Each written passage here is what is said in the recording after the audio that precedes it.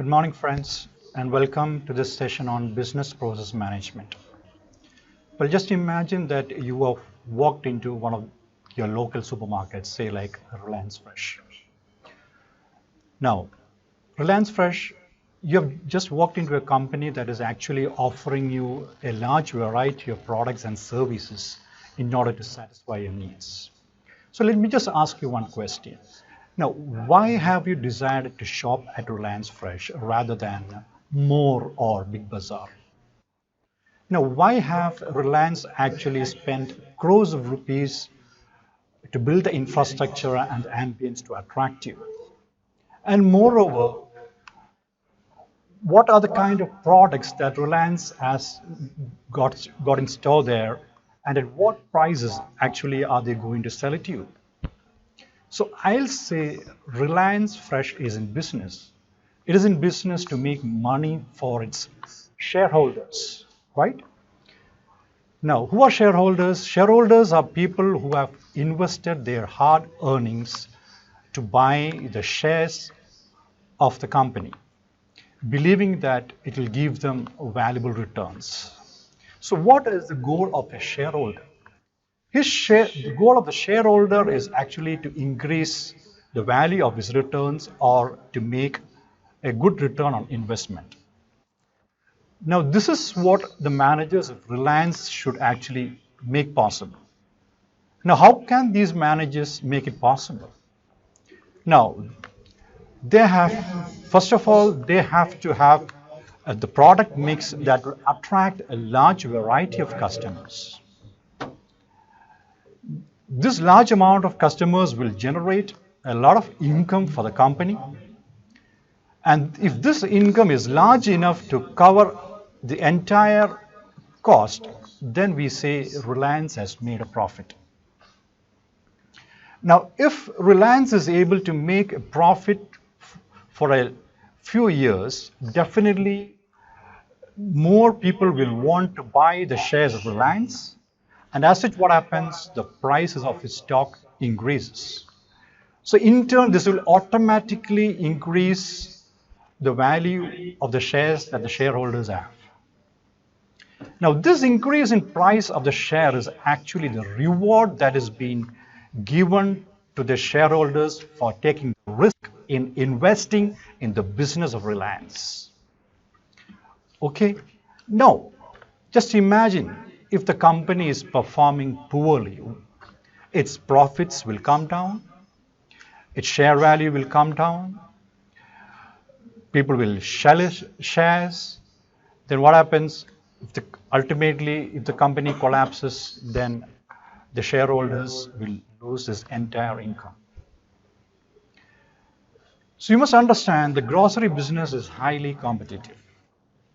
Competitors like More and Big Bazaar are always trying to lure the customers of Reliance.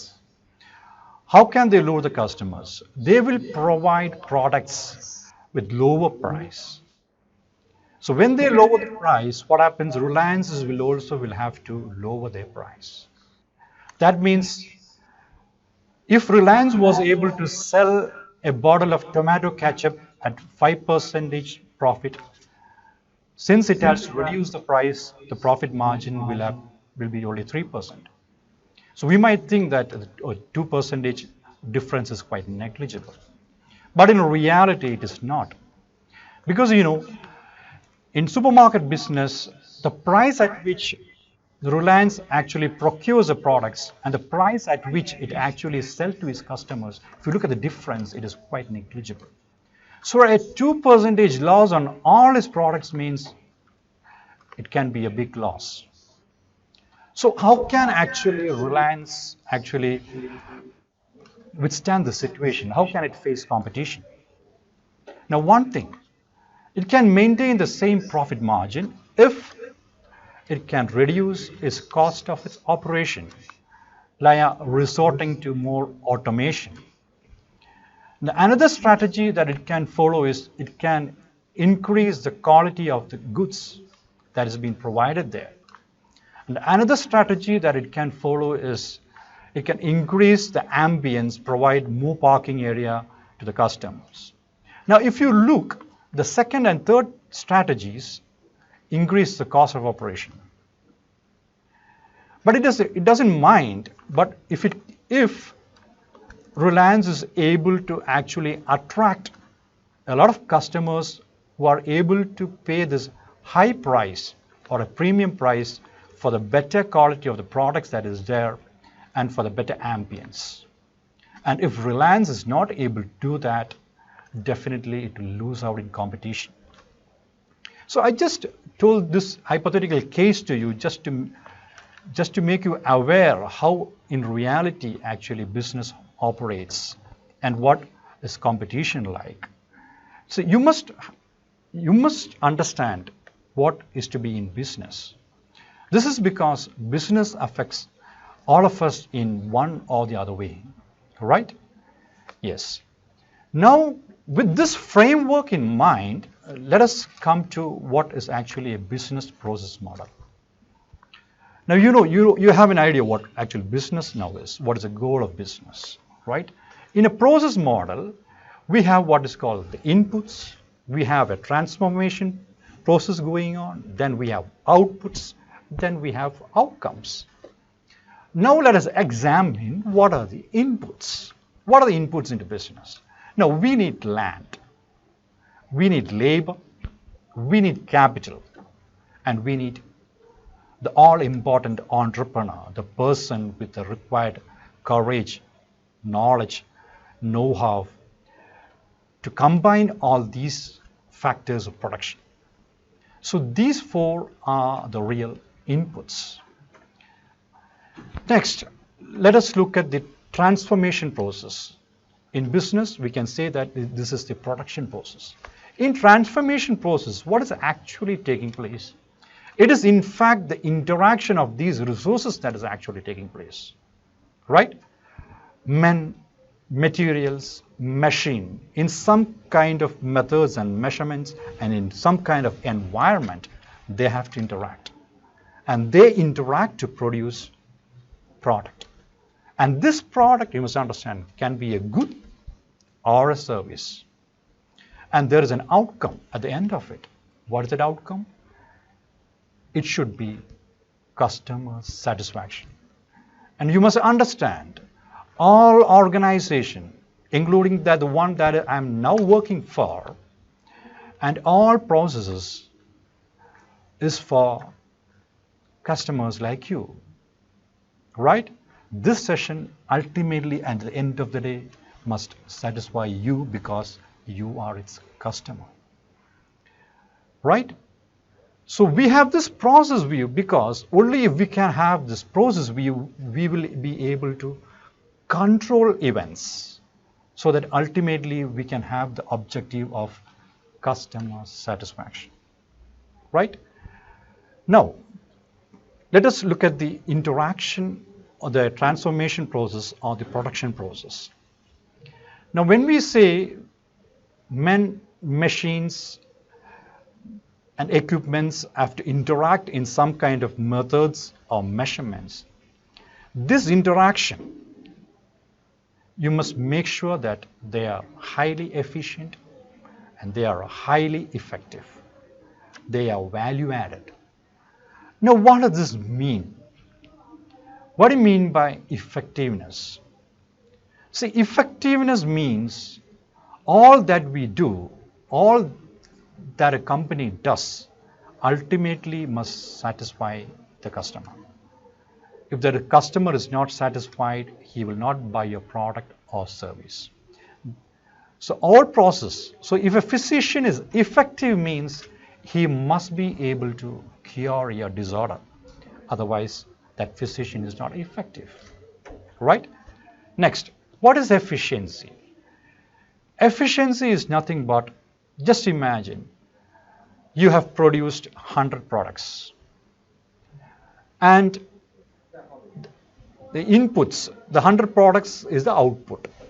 So what is the input that you have put? The value of all the input of land, labor, resources, everything added together, that will be the value of the input that you are putting in. Just imagine if it is 50. So what will be the ratio of output by input? It will be 100 by 50. 100 by 50, you say it is 2. We say that the efficiency is 2. Just imagine to produce the same 100 products, you are just using 25. The input resources, the value of which is only 25. So output is 100. Again, input is just 25. 100 divided by 25 means it is 4. Efficiency has increased twice to 4. Am I right? So that means, what is efficiency? Efficiency means you are producing the same output with the least amount of resources. Right? We say you are an efficient manager if you can produce an output with less resources than your friend. Right? So that is efficiency. So which is more important, effectiveness or efficiency, or both is equally important? See, we say ultimately if you reduce your resources, you use less resources, but what happens if your customer is not satisfied with your product or service? There is no meaning in that efficiency. So ultimately it should be effective. Effective means the customer has to be satisfied. So effectiveness is very important.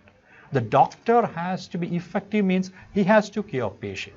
Now if he cures a patient with less amount of money, we say he is more efficient. So effectiveness comes first. And only after that goal is achieved, we look into the efficiency. Right? Next, all process. Now, when we say in this transformation process, we must make sure that there is no waste. No wastage means no resources is wasted. You are using only less resources to make more of its output. There should be proper value addition in this transformation process. Value addition means a log of wood, when it is changed into chair, its value increases. So all this transformation process is actually increasing, is aimed at value addition. Right? Yes. Next, in the transformation process, the one thing that we have to take care is measurement. Now, why measurement is important? See, if you can't measure anything, it will be impossible for you to manage anything. The fundamental principle of management is you should be able to measure.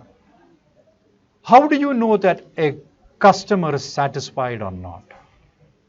Well, it can be measured. We say that satisfaction is equal to expectation of the customer,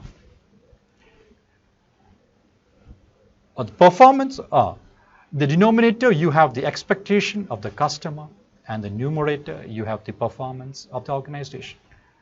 Or satisfaction, you can say that it is performance of the organization divided by the expectation of the customer. Now, if the performance of the organization is 100 and the expectation, if the performance of the organization is 100 and if the expectation of the customer is also 100, then we have a ratio of 100 divided by 100. We can say it is 1. When it is 1, we can say that, see, the customer is satisfied. Now, just imagine the expectation of the customer is 100, but the performance is only 50. So what will be the ratio? It will be 50 divided by 100. That means it is 0.5. It is less than 1. We say the customer is dissatisfied. Now, just imagine the expectation is only 100 and the performance is 200. The ratio is 200 divided by 100. So the value is 2. It is greater than 1. Then we can say that the customer is more than satisfied. He is delighted. Right? So we have measured customer satisfaction. Right? So in everything, for everything, we must have a measurement. If you can't measure, as I told you, you cannot manage it. You must be able to measure the inputs, the quality of the inputs. You must be able to measure the different transformation process that is going on. Are they all within the control limits? Right? You must be able to measure the quality of the products and services, and you must be able to measure the satisfaction. So this transformation process measurement is very, very important. So this is in fact the overall process view of what business is, right? Now we say profit. When does a company make profit? Now we have to pay for all these resources, all the inputs. All these inputs used in production are called productive resources. We will have to pay for land, we will have to pay for capital, that for machinery, raw materials, etc. We have to pay for labor, we have to pay the managers and the entrepreneur. And all these costs together, it's called the operating cost. And the revenue that the business generates by selling the products is called the sales revenue. All right. Now, we say the company makes a profit when the sales revenue is greater than the operating cost. And if the sales revenue is not sufficient to meet the operating cost, then we say it is making a loss. All right. So this is in fact what is actually the process model of business. And next, let us see the business as a system. All right. Business as a system actually consists of three components. One is business as commerce, then business as occupation, and business as an organization. It is actually these three put together that actually forms a business system. Right. Let us examine what business as commerce is. It is actually the process through which people actually produce goods and services and they sell. The process by which people actually produce goods and services and they sell. In simple words, commerce is nothing but buying and selling, right? Yes. Now, why does this take place? Why do you have to buy various products and sell? Products and services. Now, see, you buy it is because it is to satisfy your need. You have a need, right? What is a need? Whenever you have a deficiency within you, we say you have a need. Suppose you are hungry, you need food, you are deficient in energy, so that means you need food. So in order to acquire food, you've got money with you, you have to buy various articles. So it is this need actually, there is a need to satisfy your desires. And this is what actually makes you to buy products. Now when you go to buy a product, what happens? There are a lot of alternatives, right? So you will buy that product only which you think is profitable for you. So keep in mind that when an exchange takes place, when you buy a product, both the buyer and the seller profits from the exchange, and this takes place to satisfy your basic desire. Now, whether you profit from a particular exchange is actually, it is judgmental. Why? Because you may think it is profitable to go to a gym for a workout because it will keep you mentally and emotionally fit. But some other person, your friend, might think it is just a waste of money. You can just jog in the park, and half an hour or 1 hour jogging will be enough. So as I told you, whether you profit, it is purely judgmental, and judgment can vary from people to people. Next, whether you profit from an exchange is also actually depends upon the money. People also compare profit in terms of the money that you actually spend. Now we said Whenever you buy a good or service, you have to pay a price. Now, how is this price actually determined in the market? I don't know how many of you know the law of demand. The law of demand states that you will demand more of a commodity when its price is less, and you will buy less of a commodity when its price is more. Right? Yes, that is keeping other factors constant. There are certain other factors that is wealth. More of a commodity is demanded at a lower price than at a higher price. Then, what is the law of supply? Suppliers will supply products to the market only if they get a higher price. Right? So, more of a good, so law of supply states that more of a good will be supplied to the market only at a higher price, and less will be supplied at a lower price. See, these two are contradictory. You must understand that the forces of both demand and supply actually operate in the market at the same time. These two curves, if this is a curve, this is the demand curve, and this is the supply curve, actually they will intersect at one point. And this point of intersection will give you a price and a quantity. And this is how a fair market price, we will say that Q1 quantity will be demanded at P1 price. And this is how the fair price is determined in the marketplace. Now, let's come to business model and profitability. So what is a business model? Actually, business model is nothing but how actually a company makes use of its resources, makes use of its productive resources to produce goods and services that are of value to customers.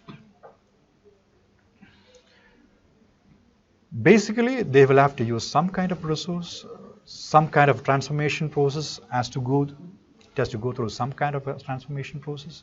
We have a product or service that will be sold at a particular price. Now, how a company does this is a business model. Now, actually, you are witnessing a new business model in education, right? In the past, education, there was a classroom atmosphere, you had to go to the class, you have to sit there.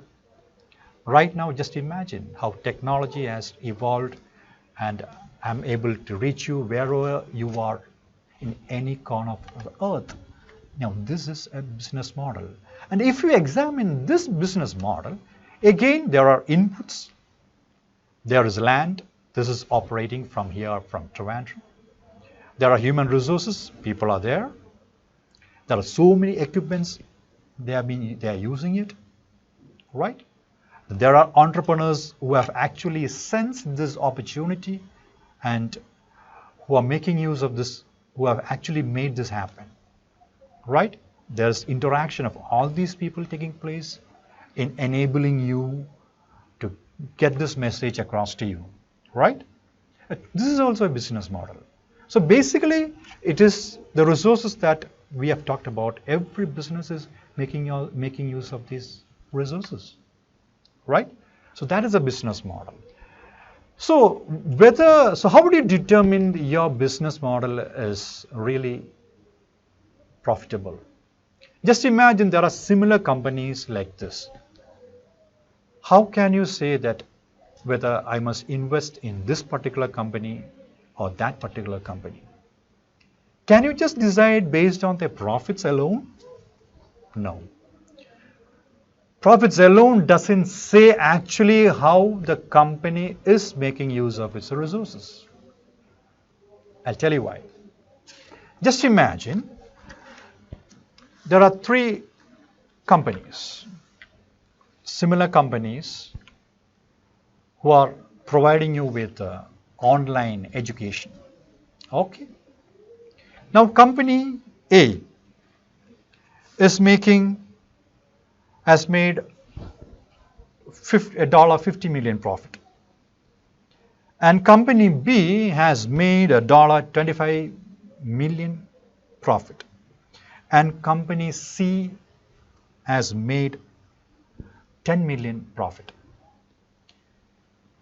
Now, just by comparing these profits, can you just say that company A is making use of its resources efficiently than company B? You cannot. Why?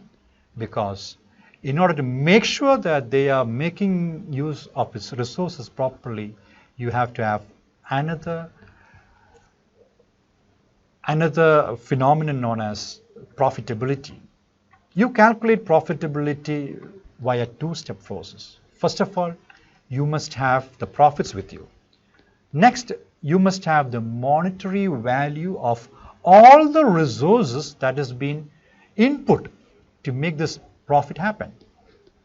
Just imagine company A has made this 50 million profit out of 500 million of invested capital. The monetary value of all the resources that it's using is 500 million. It is only out of this 500 million that it has made 50 million profit. Now, company C has made 25 million, but just by making use of 100 million of resources. And company C has made 10 million profit by making use of 300 million of resources. So if you divide the profits by the monetary value of all the resources, you can see that the profitability of A is 10%. That is profit divided by the value of the entire total monetary value of the entire resources into 100. You can see that the profitability of company A is 10%, of company B is actually 25%, and company C is just 3%. Right? Yes. That means company B generated 25 million just out of 100 million. But company A could only make 50 million out of 500 million. So profitability of B is actually 2.5 times greater than that of A. Right? So this is how you will have to compare. And we say that since the profitability of company B is greater than that of A and C, we say that actually they are actually making the best use of their available resources, and theirs is the best business model. Right? So what can the other two companies do? The other companies, what they can do is they can benchmark. What is benchmarking? They can actually look into the operations of the company that is actually making this business, and they can copy their operations and save on resources. And companies see it has just made 3% profitability. You should also try to improve, try to benchmark, and if it is not able to improve its profitability, then you should think of leaving the business. Right? Yes. So I think you have understood the importance of knowing you have understood the difference between what is profit and profitability, and it is with this profitability that is actually you compare the efficiency and the competitive advantage of a company. So what is actually a competitive advantage? See, competitive advantage is you have competitive advantage if you can produce products which are of higher quality but at a lower price than your competitors. So if you're producing products, if you're able to sell your products or services with good quality but at a lower price, then we say you're really competitive. And in order to be a market leader, you always have to sustain this competitive advantage. Now, we have known about market leaders like Nokia, right? It ruled the mobile market, but it lost out to competition to Samsung. Now, why did this happen? Again, we said all business exists to satisfy their customers. Nokia lost its customers. The reasons are many, right? In fact, I will say Nokia didn't maintain its competitive advantage. It lost its competitive advantage to its competitors, right? Yes. Next. So this is actually what, in fact, what we saw as business as commerce. Next, in the business system, we said there is business as commerce, then business as occupation, and then business as an organization. It is all these three things put together that we say that business is a system. Now, business as an occupation. Now we say as individuals, we all go to work, right? We all do some kind of a work. You're all sitting and listening to my webinar. In fact, you're also working, right? I'm working. So when we work, actually what are we trading? What are we exchanging here? Actually, I'm exchanging my skill, right? I'm exchanging my know-how. And you are profiting from this exchange. So business as an occupation means actually we are exchanging our valuable knowledge and skill sets for things we consider as valuable, because teaching gives me a lot of satisfaction apart from money, right? So I'm exchanging my skills. All right. You are listening because the more knowledge that you get, the more skill set that you get, we say your human capital is increased, right? Definitely the kind of knowledge and ability and the skill set that you are is going to really determine the kind of job that you're going to get, right? And that is actually going to determine your lifestyle, right? And in fact, that is also going to determine whom you are going to marry and how many children you are going to have. Am I right? Yes. So that is it. As an occupation, you must understand we are exchanging skill set and we acquire this knowledge. We need and we trade. And what are we trading? We are trading our skill set. A farmer is trading his skill set in farming, and my fellow colleagues, I'm in front of a camera, there is other people assisting there. They are also trading their ability in various sources, right? So as a business as an occupation means we are all trading or exchanging our abilities for things that we consider as valuable, right? This is business as an occupation. Now, when business as an occupation comes, it leads to another important phenomena called specialization, right?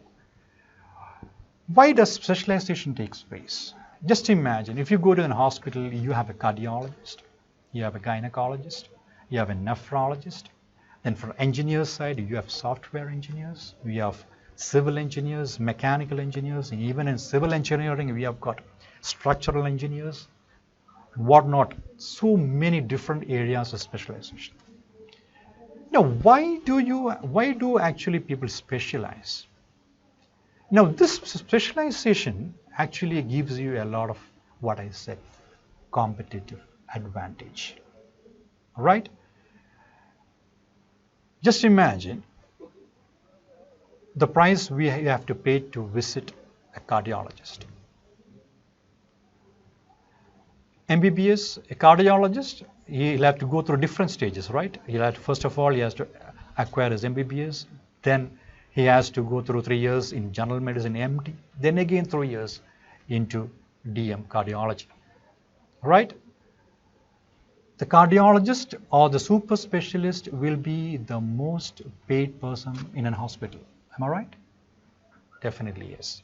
So as you increase your area of specialization, or if you become specialized, definitely it can attract you more wages. And when these specialized people work together, we can produce more of goods and services, right? When a lot of doctors work together in a hospital, actually they are actually catering to the needs of large number of patients. Am I right? So that in fact won't be possible if one person is sitting in a clinic and treating. What will be his income? You cannot imagine the income that an hospital generates to the income that actually a clinic generates, right?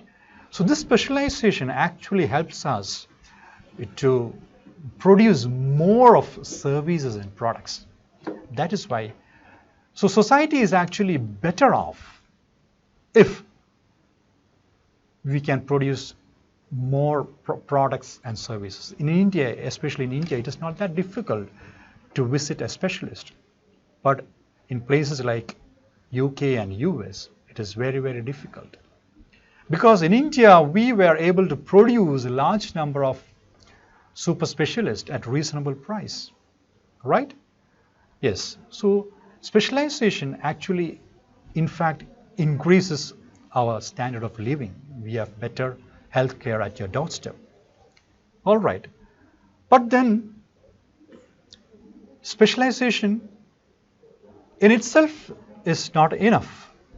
That is where business as an organization is required. See, all these resources has to come together under one umbrella called the organization. So what is an organization? Actually, organization is nothing but the collection of all these resources working under one umbrella, under properly structured task. Each person in the organization actually really knows what he's supposed to do. There is this division of labor, right? And when we work in an organization, there is this synergy, right? What is this synergy? Synergy means, see, if I'm able to produce 2 products one day, and you are also able to produce only 2 products one day, together, see, individually we are able to make only 4 products, myself 2 and you are 2. See, if we are able to work together, it is seen that we are able to produce 6 products, not just 4 but 6, right? Just imagine a cobbler. A cobbler is making the entire shoes. How many shoes can he make one day? If the process of making the shoes is divided among 10 or 15 laborers, and each one is making just one part of it, we can imagine the number of shoes that can be produced in one single day. All right. For this is where you need organization. And when we work under organization, we can also reduce so many costs. Actually, the cost of operating business comes down when we work in an organization. To do business is not easy. Because business, as I said, business is competitive and business has got its own self-interest. All right, there is no law that states that we should, in an exchange, both the seller and buyer must profit. Is there any? No, there is no law.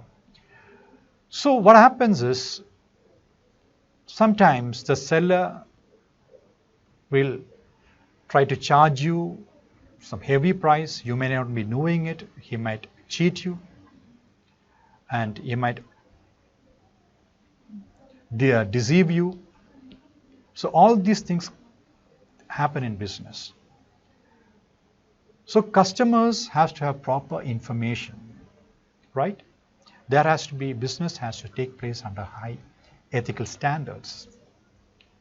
So before you buy a product, you must really know the quality, the exact price of it. Otherwise, you are going to be cheated. So these organizations, as actually it is taking care of these kind of transaction costs. But if you buy a branded product, for example, Levi's, you are sure about its quality. You are sure about its price. There is no bargaining taking place. Now, how does this happen? Because you believe in that company. You know from your experience that they don't cheat. In fact, this company is actually taking care of your cost to verify the quality. Right? Yes. So this is what actually happens. Your cost, this kind of cost, that is the time and effort that is spent in bargaining. See, prices, we said that it is the forces of law and demand that actually determines the price in the market. But in a real marketplace, this is simply, it may not be the case. You need to have a lot of bargaining and negotiation going on to fix a price. So who does this? See, and this bargaining and negotiation is something that takes time. And time, is also a valuable resource. So the organization is actually taking care of this particular cost. All right, the organization is also making sure that you are not cheated. And another one important thing that the organization is taking is, it is putting together people who all actually want to profit from their exchange. We said in business as an occupation, we all want to profit from the exchange. And when we work as a team, all of us want to profit from the exchange, right? So we all have this inherent self-interest in all of us. And self-interest in business cannot be blamed, right? It is inherent. So how can we make these people who have different self-interest to work together? It is a very important challenge. And that is where the role of the HR manager actually comes. You have to create effective teams. And he has to make sure, and he has to make you believe that by working in teams and by sacrificing your self-interest and working for the interest of the organization, you are going to gain much more, right? And it is this belief that is actually going to make you work in teams, and that is true. When you work as effective team members, there is this synergy, more of products and services are produced, you are able to attract more customers, your profitability increases, right? So managing human resource is not at all easy. That is the greatest challenge. You can manage every other resource. You can manage money. You just have to have really good chartered accountants or other financial experts. They can take care of your money very well. But the challenge, managing human resource, is a big challenge. Why? Because even if you are 100% able, even if you have got 100% ability, you don't need to produce that your 100% efficiency every time.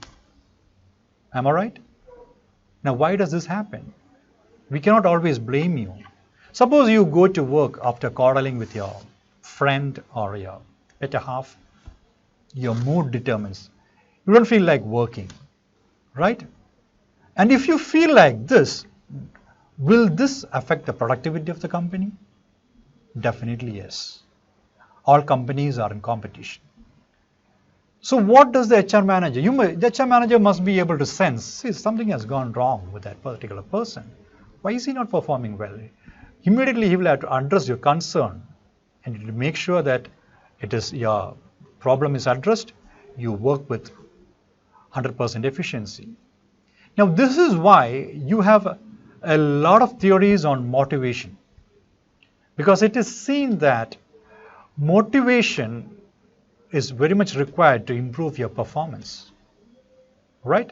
However able you are, however knowledgeable you are, however skilled you are, there is no guarantee that you will perform to the best of your ability. Can you guarantee that? There is no guarantee on earth, right?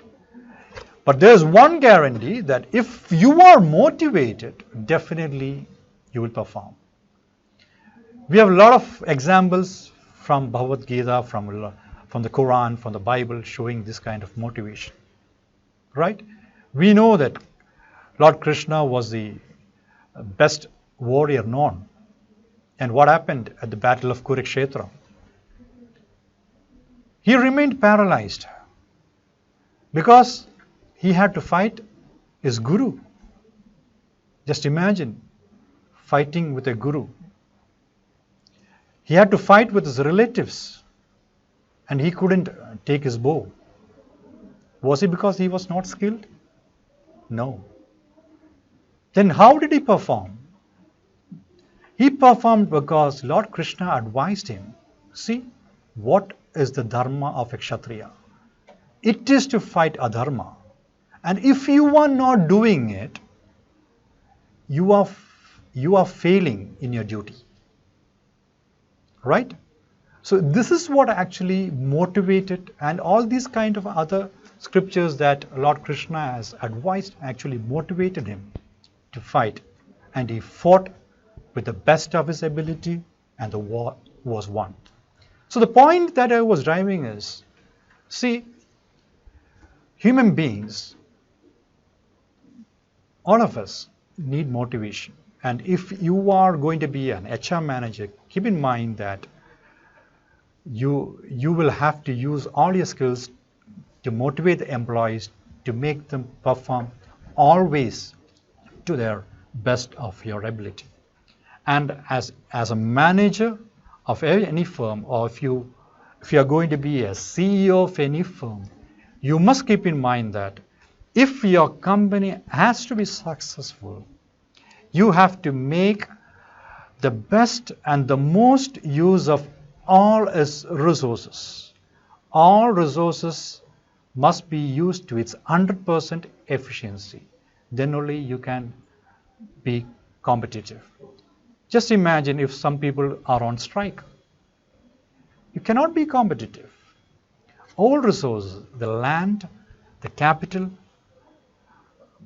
then the labor, the entrepreneur, everybody has to give their 100%. And this is what actually made businesses click. If you look at the companies that have really succeeded, Reliance, Tata, Birla, all right, and Walmart and international companies, all of you, Apple, you have seen that all of them have pulled together, all of them have put immense effort, they have taken immense risk, and they have withstood the trials and tribulations of the recessions and ups and downs of economic turndowns, and they have pulled together and they have come out. And this is what actually makes business click.